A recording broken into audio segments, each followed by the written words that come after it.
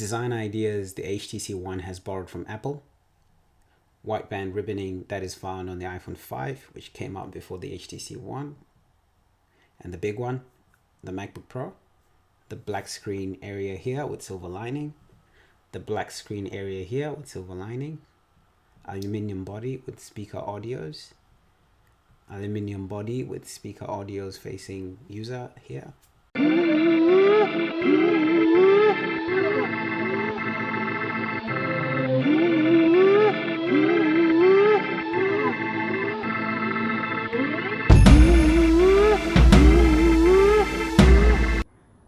Welcome to this episode of Just Made Better.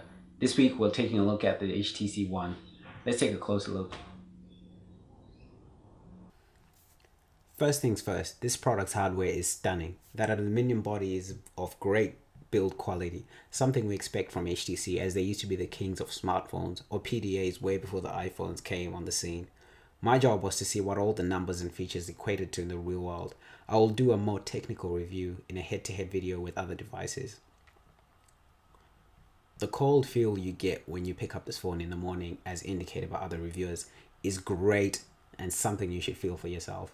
This hardware is the best of all the Android devices out there. In my opinion, it is in iPhone territory. This is important because this means this device will have a better resale price, or when you hand it down to someone else, they won't feel like they're getting a cheap phone. And let's face it, no one wants a second-hand dinged up plastic phone. My second favorite feature would be the phone audio. Oh my word, that Beats audio makes a difference. This is the one and only feature on the HTC One I wish was on the iPhone. And that's saying a lot, because as a user of two generations of an iPhone, Apple phones are pretty much impressive. And that keeps getting better and better, including the audio with the release of the iOS 7. You can tell the improvement. I like the earphones that came with the HTC One. They do a great job of noise cancelling to the point that you feel the bass vibrating in the dome of your head. It was great to hear music, even my alarm delivered in Beats audio. I sleep through my iPhone alarm because I'm a heavy sleeper, but the HTC One gets the job done of waking me up. I tested music by streaming audio via an embedded web player, SoundCloud, and not the native app, so I tested like for like. The battery was on par with the iPhone and left Samsung Galaxy S4 in the dirt by a significant amount, and I tested these side by side. More technical information will be available in a later video versus the HTC One, Samsung S4, and the iPhone 5s. But that's where the good things end, because the moment you wake up the phone to use and interact with the software, the amazing experience is non-existent.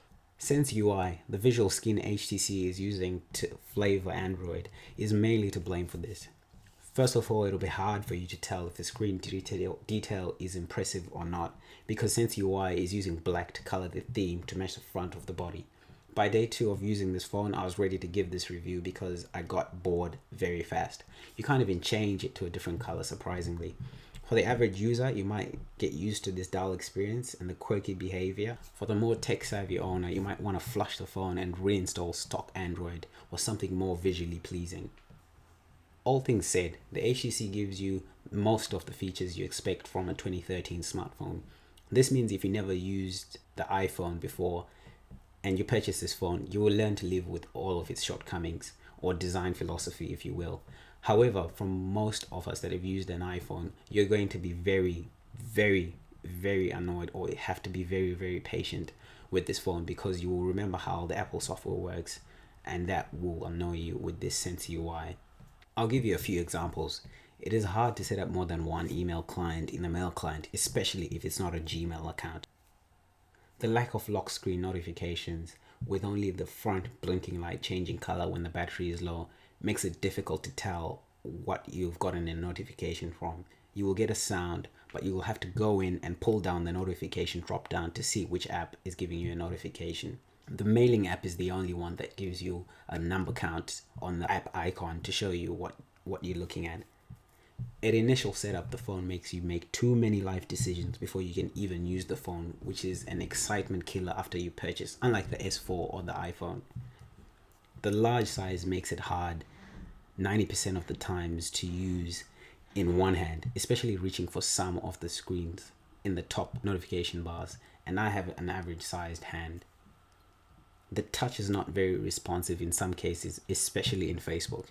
The keyboard, despite being on a wider device than the iPhone, it is somehow got keys that are the same width as on the iPhone. This is something I tested with multiple users. Giving them the device and asking them to type the same message on an iPhone and an HTC saw them backspacing a lot more on the HTC due to a lot of errors. This might make you want to install the swipe keyboard as opposed to the traditional typing keyboard. There's a drop in performance after the first week as more and more apps take up your RAM, a sign of poor memory management. The BlinkFeed social network notification center is a smart idea and almost a win, if only it would allow you to customize what or which posts you saw from Facebook or Twitter. The camera took decent photos but tended to oversaturate colors and performed poorly in low light. Video footage, however, seemed pretty good. And what is HTC Zoe? Another example of how unintuitive this device is. Even trying to view your photos in the photo gallery was too much of a hard task. I had too many moments when I wanted to break this phone in half. I could go on. I found the list of shortcomings growing longer and longer than the benefits. In conclusion, at the end of the day, I would recommend this phone to music enthusiasts, YouTube or video consumers, or someone who is tired of looking at iOS and wants a change, but still wants those benefits which are good in the Apple iPhone, like good battery life, great build quality, and outstanding audio. I managed to get 2.5 days of idle time out of this phone. You will lose all connectivity with third-party devices such as the car. The HTC failed to sync audio via USB in the vehicles I tested, which weren't an issue for the iPhone. Also, you will have to live with the fact that people may walk up to you and start a debate on whether this phone is a cross between the white iPhone 5 and the MacBook Pro. Thank you for joining us for that review. We hope you enjoyed it. Be sure to check out our online store.